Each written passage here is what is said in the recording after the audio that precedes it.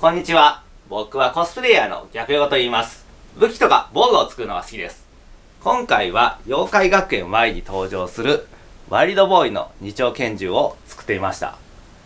ワイルドボーイの二丁拳銃はご覧のようにとてもカラフルなデザインでかっこいい二丁拳銃となっております。それでは早速作り方に行ってみましょう。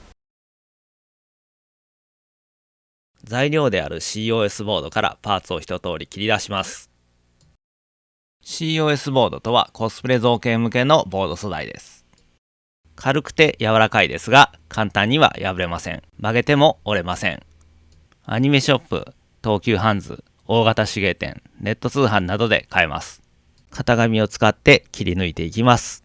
型紙はサイトで公開しています。円を切り出します。サークルカッターにアートナイフプロの刃をつけたものを使って切り出します。ホームセンターで売っています。一通り切り抜きが終わりました。COS ボードはダイソーの EVA スポンジシートなどでも代用することができます。まずは下部のフレームを組み立てます。3枚あるパーツを瞬間接着剤で接着します。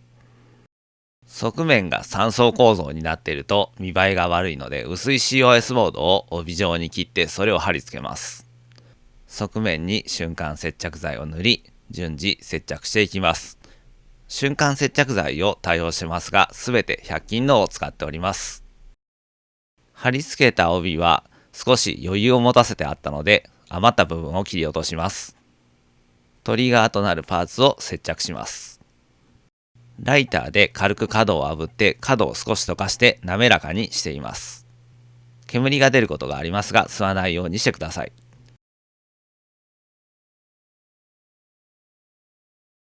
上部フレームを組み立てます。こちらは2枚のパーツを接着します。上の細い部分は丸みを持っているのでカッターで削り落として丸みを持たせていきます。こういった作業の際はオルファーの特選黒刃という刃を使うと切れ味がいいのでやりやすいです。ホームセンターに売ってます。側面に薄い COS ボードを接着して継ぎ目を隠します。余った部分を切り落とします。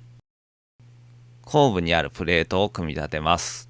カッターで角を斜めに切り落とします。小さな円形パーツを作ります。薄い COS ボードからポンチでくり抜きます。ポンチはホームセンターや100均で売ってます。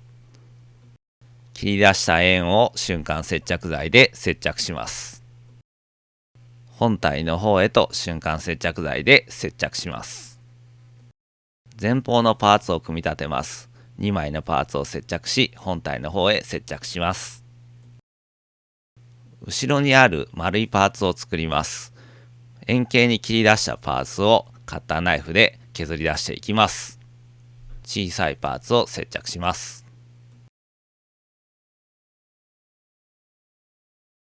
シリンダーを組み立てます。たくさん切り出した円形のパーツを瞬間接着剤で全て接着していきます。一番端の少し丸みを帯びた円形パーツを作ります。まず円形パーツを山形にカッターナイフで切ります。その湾曲したパーツを端に接着します。それにパーツを瞬間接着剤で接着します。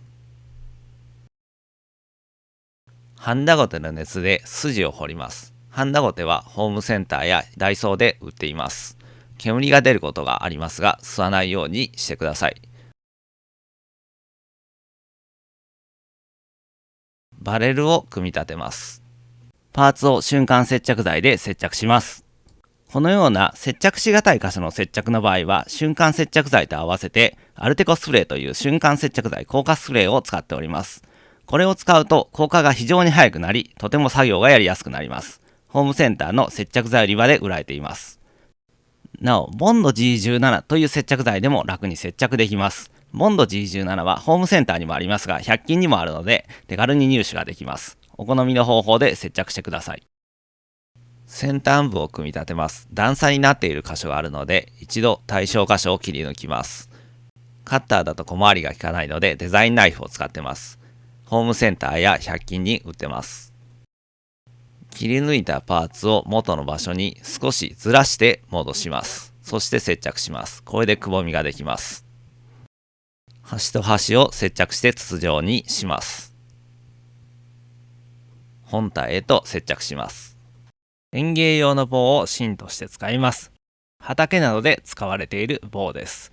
ホームセンターや100均で買えます。ニッパーで程よい長さに切ります。中身は鉄の棒が入っててとても丈夫です。園芸用の棒を瞬間接着剤で接着します。最後に1枚パーツを接着します。これにて組み立て作業が完了です。次は塗装です。なお、塗装後に各パーツは接着します。塗装時の持ち手として端材をグルーガンで接着します。グルーガンとは樹脂のスティックを熱で溶かして打ち出す道具です。ホームセンターや100均で売っています。なお、塗装した後は切り落としてしまいます。造形ベースを塗ります。造形ベースとはコスプレ造形向けの塗装下地です。これを塗ると塗料ののりが非常に良くなります。COS ボードとセットでよく販売されております。ジェッソなどのアクリル絵の具の下地や水で少し薄めた木工用ボンドで代用することもできます。造形ベースが乾いたらまずはラッカースプレーでベースカラーとして灰色を塗ります。ラッカースプレーはホームセンターで買ってきました。さらにベースカラーとして白をエアブラシで塗ります。動画ではエアブラシを使ってますが、ラッカースプレーなどでも構いません。お好みの方法でどうぞ。バレルは一部灰色のままにしておきたいので、マスキングテープを貼り付けて保護します。マスキングテープはおもちゃ屋さんの模型売り場やホームセンターで売っています。マスキングが終わったので白に塗り上げていきます。ベースカラーというわけではなく単純に白にしたいパーツもあるので同じく塗っていきます。黄色のパーツを塗っていきます。塗料はプラモデル用塗料のミスターカラーを使ってます。ミスターカラーもエアブラシもおもちゃ屋さんの模型売り場で売っています。次は濃い灰色を塗っていきます。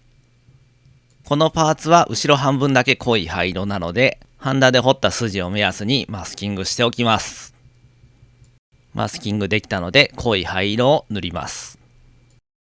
塗り終わったらマスキングテープは剥がしてしまいます。上部フレームにある丸いパーツを塗ります。マスキングテープを加工します。カッターマットに貼り付けたマスキングテープをコンパスカッターで切り抜きます。内側を向いてしまいます。それを貼り付けていきます。コンパスカッターはホームセンターの刃物売り場で売られています。貼り終わりました。マスキングしたパーツを緑色に塗り上げていきます。再びマスキングテープを加工します。コンパスカッターを使って小さいリング状に切り出していきます。それをパーツへと貼り付けます。雷マークを作ります。型紙を使ってマーキングしてカッターナイフで切り抜きます。それを剥がして貼り付けます。マスキングが終わったので黒を塗ります。マスキングを使ってこのように塗り分けてますが、めんどくさいという方は筆で塗ってもらってもいいかもしれないですね。一通り塗り終わったのでマスキングを剥がしてしまいます。これにて塗装作業は一通り終了となります。パーツを一通り組み立てて瞬間接着剤で接着します。一通り組み立て終わったらこれにて完成となります。